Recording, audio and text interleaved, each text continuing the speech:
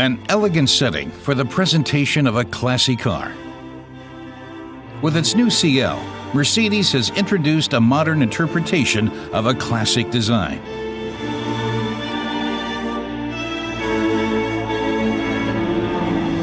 A luxury coupe that fills a special niche in the company's product line. Joachim Schmidt of Mercedes says that while the CL may not be a high-volume model in terms of image and technical highlights, it's a very important product. Mercedes coupes have always featured very specific highlights, and this car, the company's top-of-the-line coupe, also introduces a number of innovations that will be used for other models in the company's lineup.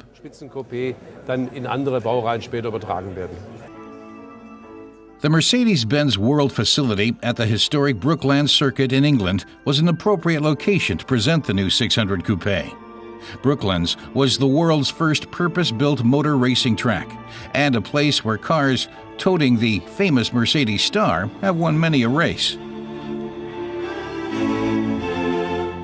The new CL is both elegant and sporty, and the design, especially on the outside, looks even more modern.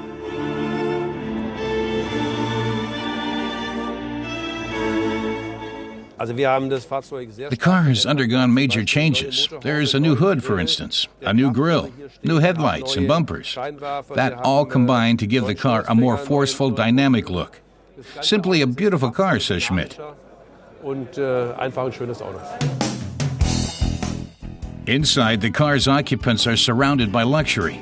Buyers can choose from 4 different kinds of wood trim, and most of the furnishings are made by hand.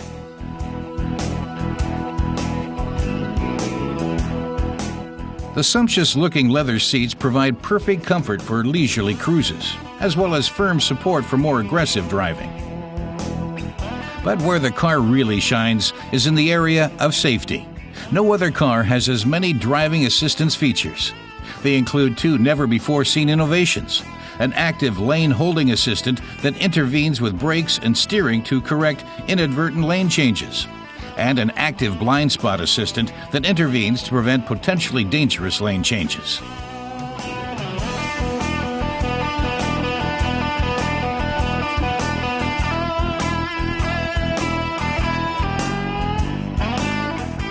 All that technology and comfort doesn't come cheap. In Germany, the new CL600 starts at 118,000 euros. A few of the extras can suddenly land you at 160,000 euros. Mercedes' new flagship performance car is aimed especially at international markets. A lot of buyers in the United States, Asia, and the Middle East still see the Mercedes star as the ultimate status symbol on wheels.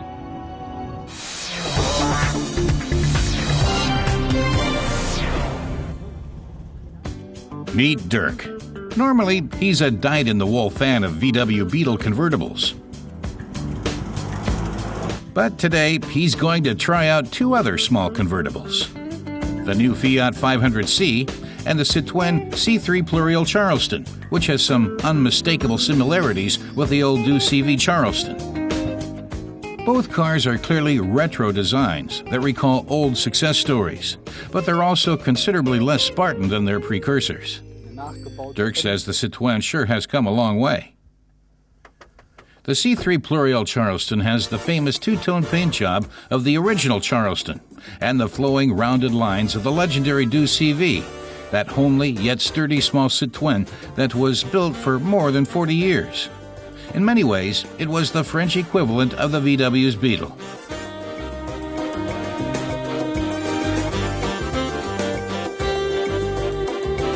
The Fiat 500 is even more similar to its 1950s ancestor, the tiny Cinquecento, Italy's answer to the Beetle.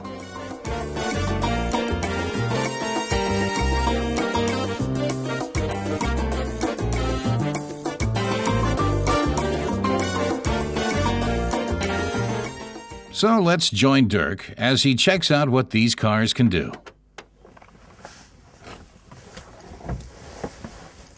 So. First, he's going to let the sunshine in. A turn of the roof switch is all it takes to open up the Citroën's roof. Der Komfort lässt grüßen. Unlike with Dirk's old Volkswagen convertible, it only takes one simple motion to enjoy that open-air feeling in the Citroën. With a little more effort, you can also remove the roof supports to convert the Pluriel into a full-fledged convertible. A nice idea, but it is a bit complicated. On the road, the Citroën C3 Pluriel is a leisurely performer. Its 73 horsepower 1.4-liter power plant is good enough for a pleasant jaunt through the countryside. But this isn't the kind of car that wants to be driven fast. The suspension is extremely soft, another characteristic it shares with the old Do CV.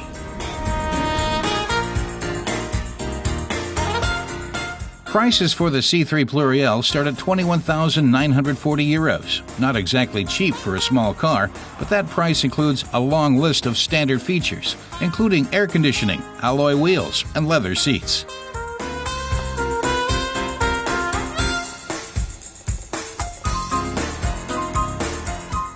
Now it's time for Dirk to park the Citroën and take a look at the Fiat.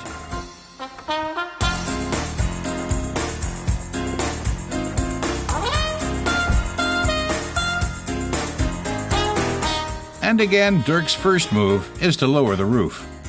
There are two settings, one with the roof pushed back and another with it lowered completely.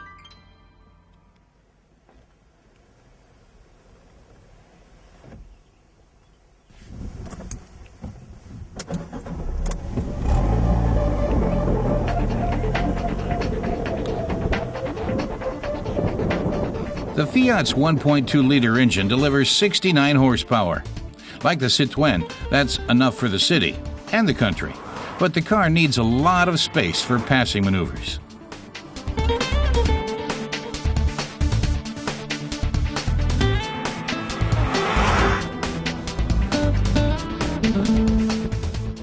Despite the engine's modest performance, the Fiat is a lot of fun to drive. You can really feel the steering, suspension, and gearbox, more so than with the Citroën. Prices for the 500C Lounge that we tested started at 16,100 euros in Germany. That doesn't include air conditioning, leather seats, or ESP. But there's a huge list of available options that can easily make the Fiat almost as expensive as the Citroën. After driving both cars, Dirk is ready for our final question. Which of the two cars does our convertible fan like best?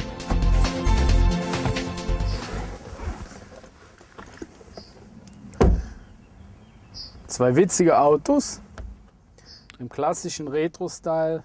Dirk says both cars are retro designs that recall famous old designs, the Fiat 500 and the Citroën Do CV. The problem with the Fiat is that the roof can be opened and closed only at speeds below 60 kilometers an hour. And the 1.2-liter engine with 69 horsepower is a bit weak. The Citroën Pluriel. The Citroën Pluriel is the heavier, more powerful car with 73 horsepower and a 1.4-liter engine.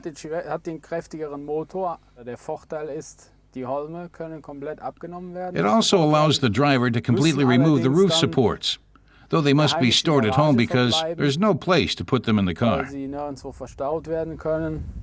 Und man erhält aber dann ein vollwertiges Cabrio. And although Dirk had fun testing the two cars, he says his favorite is still his good old Volkswagen Beetle convertible. Meinem Schätzchen, dem Käfer-Cabrio, treu. Which just proves that there's something about an original that a copy just can't match.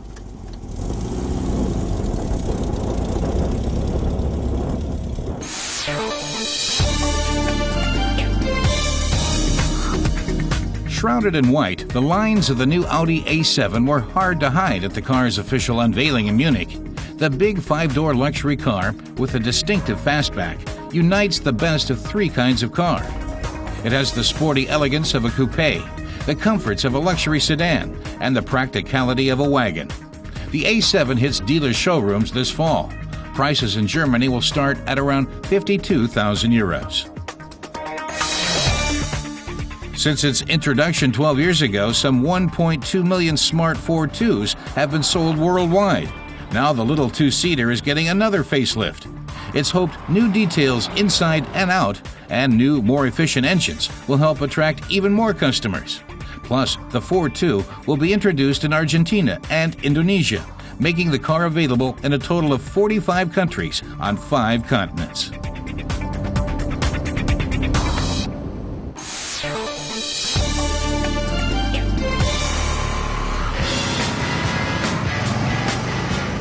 Is it a motorcycle? Is it a roadster? Is it a trike? No, the Can-Am Spyder is none of these. It's in a category of its own.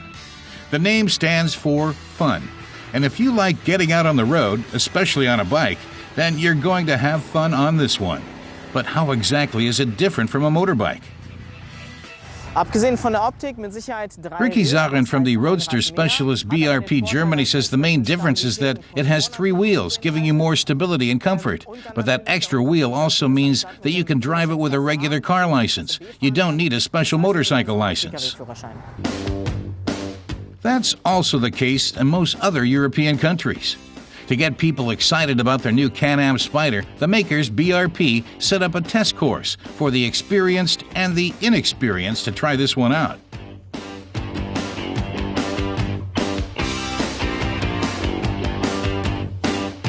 It only takes about 5 to 10 minutes to get used to the vehicle. You'll want a bit of a briefing, of course, to work out where all of the buttons are, but generally, it's a very simple vehicle. The dimensions are a lot different to a motorbike or a car. You've just got to get used to it. It's not that hard, though.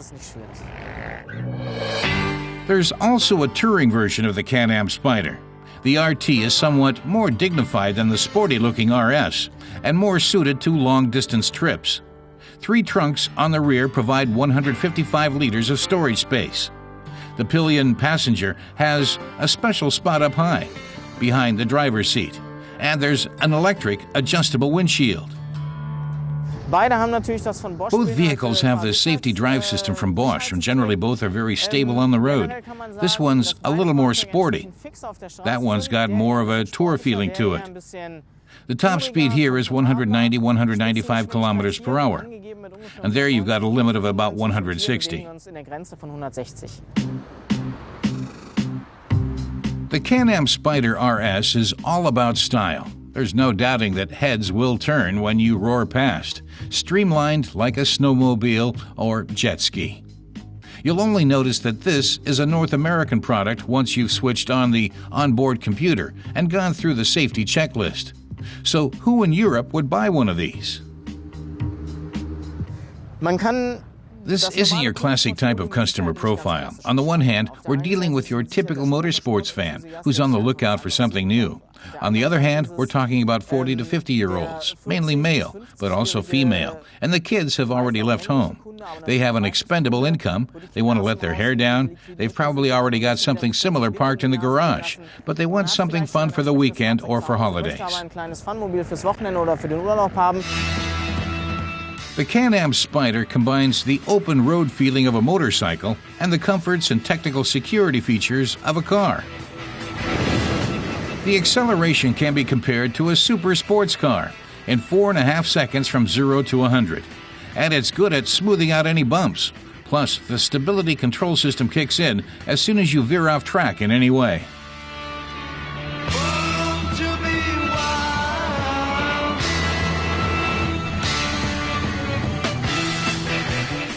Serious motorcyclists might find the ABS braking system a little off-putting at first, and there's no brake lever. You've just got a foot brake. There are 5 gears and a clutch to change gears. We'd recommend getting this semi-automatic.